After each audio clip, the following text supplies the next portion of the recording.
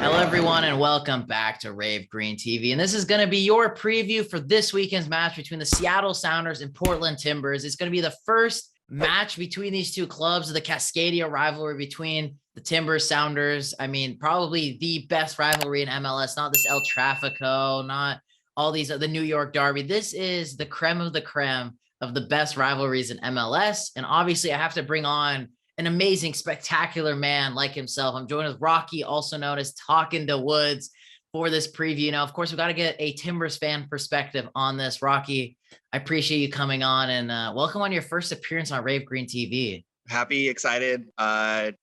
You're my favorite Seattle fan out of all of them, by far.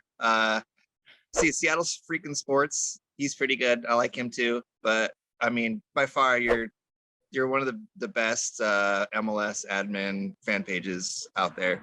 So Seattle's lucky to have you, man. I appreciate it. Those are some kind words, and I love that you see it that way. But boys and girls, as I said, we're going to be previewing this weekend's match. We're going to talk a little about the Timbers, talk a little bit about, I also want to get Rocky's insight, as this game, if you guys did not know, will be the game where the Seattle Sounders will be dropping down the CONCACAF Champions League banner, and will be wearing a special edition CONCACAF Champions League winner patch just for this game, because as of right now, MLS rejected the Sounders from wearing that patch for the remainder of the season, which again might be a whole video in itself, but they will be wearing that for this match. So we'll be talking a little bit about the CCL final, but from a Portland Timbers fans perspective, because we all know all the Sounders fans perspective behind it. But Rocky, let's first and foremost talk about your beloved Portland Timbers. Let's talk about their season so far. Not to make any puns out of it, but it has been a rocky season for Portland Timbers. Yeah, no, it has.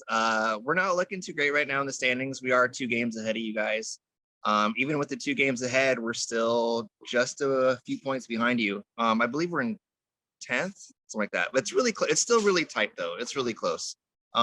It is one of the worst starts the Portland Timbers have ever had in an MLS season, with 18 points in first 15 games or something. And the thing is, the Timbers have always been really strong midway through the season and coming into the playoffs. We've always had a strong run, 10 games undefeated kind of thing, or with like 1 loss in there. So we come around at the right time. We started with a pretty unhealthy roster. Mora was out, and Esgoda, 8 other players. And Gio tried to do the best with what he could. Last year was a shining example of Gio's coaching, in that he was able to adjust with up to 11 players out at one point. I believe you know what that's like to have almost a full half of your roster sitting on the sidelines. It wasn't fun. It's frustrating as a fan for any fan base to be that unhealthy and to be that below the table, especially with high hopes and coming off an MLS Cup last year. We have high standards for our team. So, I'm excited moving forward, but it's going to be a grind for sure. Yeah, I mean, as you said, right now the Timbers are sitting in 10th place. It has been very much up and down, and Gio Savarese has had to deal with a lot of, rotation. It's kind of weird. Interestingly enough, as you said, last season, the Timbers had to deal with a lot of injuries. And yet again, you'd think with an off season, you'd have a little bit more of a healthier squad. But fortunately for Portland, they didn't really have a healthy squad going into the season. There has been some bright moments. I mean, definitely Yimi Chara has been a big bright spot for you guys, and he's come to his own. I'm someone that didn't think he was going to be a good signing in MLS, but he is now starting to prove himself as one of the best wingers in the league. And the thing is, though, this is what I'll always say about this rivalry game, is no matter how bad the Timbers are and how good the Sounders are, or vice versa, one of these teams always comes up when the other team is doing really well. So that's what makes the Timbers dangerous in this game, because you got to think about it. Last season, since you spoke about it, last season, the Timbers are kind of down in the dumps. It didn't look like now they were going to make the playoffs. And then the Sounders, they finally had their 3rd game of the season. If Seattle won it was going to be the first time they were going to have 3 straight wins over the Timbers. And we were like, oh, it's at Lubman Field. Should be an easy W.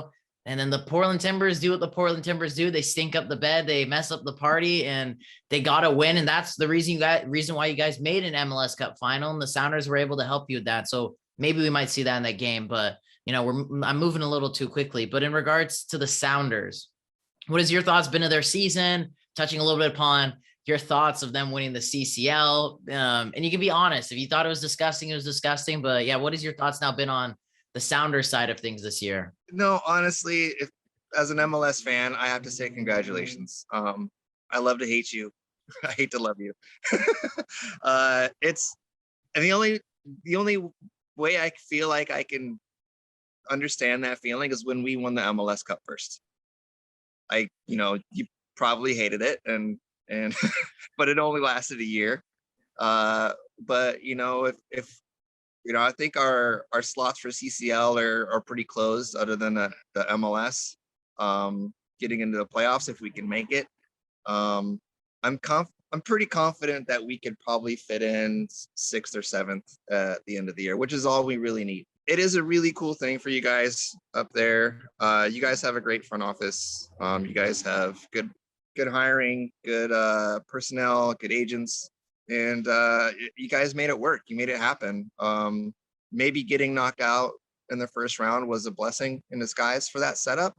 You had a lot more time to recover, get Ruidíaz back in there and Morris back in there and get your guys healthy.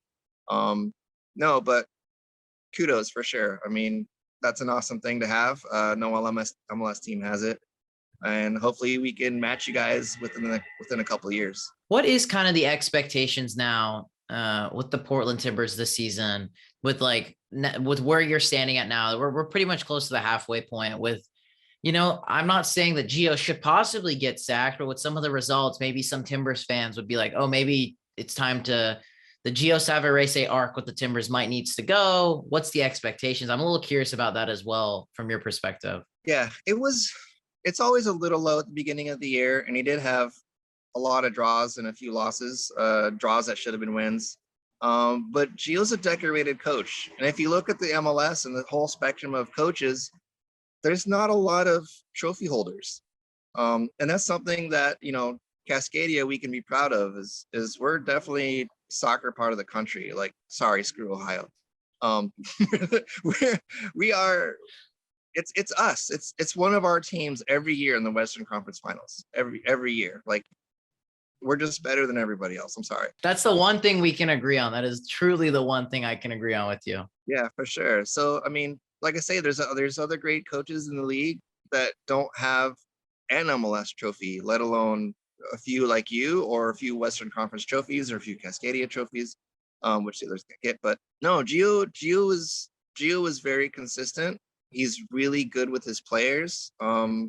Just getting interviews with him and like getting his vibe and his aura, like I feel like running through a wall.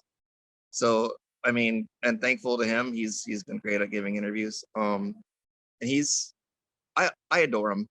He's one of my favorite coaches in the MLS. His personality, the way he coaches, his passion, his drive, and just the way he gets T2 players or bench players motivated to play their role. We all make mistakes sometimes too. I think he's going to do a great job. I think if he doesn't get us into the playoffs this year, I think there might be some question marks.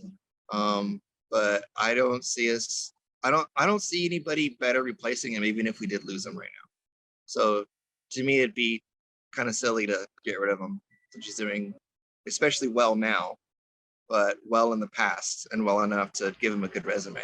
This game this weekend, it's at Lumen Field, Seattle, Portland. This is going to be, it's weird. Interestingly, now we're only facing off against each other twice, nicely enough. It's both times in the summer, so the weather should be nice in Seattle and in Portland. What are you hoping for out of this game? Because as you said, Seattle have 2 games in hand on the Portland Timbers, but the Seattle are above them in the standings. So Portland are now kind of playing catch up, and this could be a good opportunity to start closing the gap. It's not by a lot. Obviously, everyone's pretty neck and neck, but the games in hand make it a little bit scary because Portland have played more than the other teams. And so you can't really catch up if you don't have extra games to play. So what are you now hoping for from this team going into this game this weekend? Because you guys have had success against the Sounders. I don't think the Sounders have beaten Portland at home since that 2018 playoff game, which in the end they still lost. But that was, I think, the last time Seattle have won in Seattle soil. Yeah, I mean, the same thing for you guys down here. I mean, you guys have that great 6-2 midseason win that incidentally didn't lead to a great end of the season. So, but I mean, kudos on that game too. But it's also a Cascadia game, so there is technically hardware on the line for our squads. If Vancouver would quit screwing up either one of our chances. So I feel like it's either between your squad and our squad every year, and then Vancouver sneaks in a W or a tie. If we can make it a true win, a sure win, I'm excited just for Cascadia. Even if we win Cascadia Cup and maybe don't qualify for the MLS standings, then I think I might be okay with that. We'd have a little bit of bragging rights and another extra little trophy for the region. But I think it could be a slugfest. It could be like a 3-3 tie, 2-2 tie, or I hate to say that, based on statistics, that you guys, like, it's not that you don't show up, or I don't know if it's get complacent or what it is, but it's like something's different when you guys are at home and Portland is playing up there. So I'm not sure. I feel bad for Brian looking at his team like, what do I got to do? What's Gio doing? But I mean, Gio has a pretty good record against you guys. So, and hats off, Brian's a great coach as well. So it's not only, having a good record, it's a good record against a good coach. But it could go either way. This could be the game Seattle finally puts a stop to the bleeding, or it could be business as usual. It will be interesting to see, as you said, Gio Savarese has some weird magic sauce to play against the Seattle Sounders. And as I mentioned early on in the video, it really can go either one of two ways, like you said. Portland, the Sounders could finally break this duck, especially in such a, in the magnitude of it. It's going to be the unveiling of the banner. We're going to be wearing a special edition patch that no other MLS team has ever worn.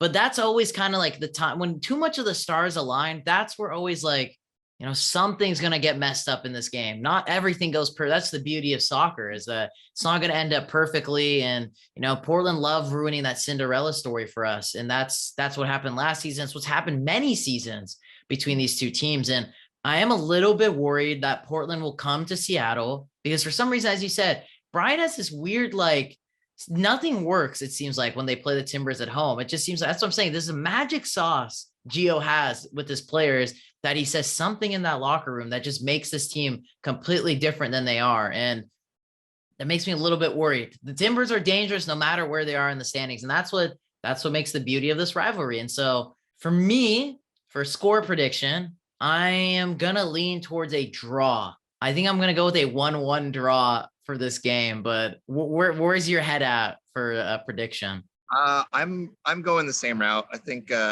we have two really good teams right now. I think we fight really well together. I think it's going to be gritty. It's going to be a lot of yellow cards, and I see more goals though. I think we have too strong of offenses. I know you guys have a really good 5-back, especially if you guys are looking to attack and the score's still 0-0, you guys hold it together really well. It's what happens when we score a couple goals and either decide to sit back, or if you throw your wingers up forward because you want a second goal or a third goal. And I think with Portland's counterattack ability, which Portland's always trying to identify as a possession team, but we're not. Like, it's so dumb. Like, I don't know why we do it. We're incredible counterattacking team. We have the speed to do it. With Mizgota showed that recently. Mora's coming back.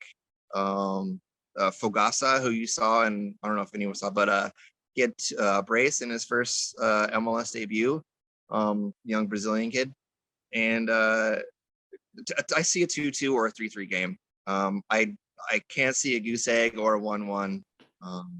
Even with our goalies, we have great goalies, but like I say, our offenses on either side are just too strong. Yeah, I agree. But boys and girls, mine and Rocky's opinion only matters so much. Let us know in the comments down below. What is your guys' score prediction for this weekend's game? Who are the players to watch from the Timbers, the Sounders? What are you hoping for in this weekend's match? Let us know your guys' thoughts in the comments down below. Make sure to smash the like button on today's video. Subscribe if you're not subscribed already. And make sure to go check out, I don't know if you will, but check out Rocky Talking the Woods on Instagram. I mean, if you want to see someone that, he's one of my favorite Portland Timbers accounts. Since he gave me credit, I'm going to give him credit. That's the truth. I really like what he has to put out. He's probably one of the heart and souls of the Portland Timbers supporters.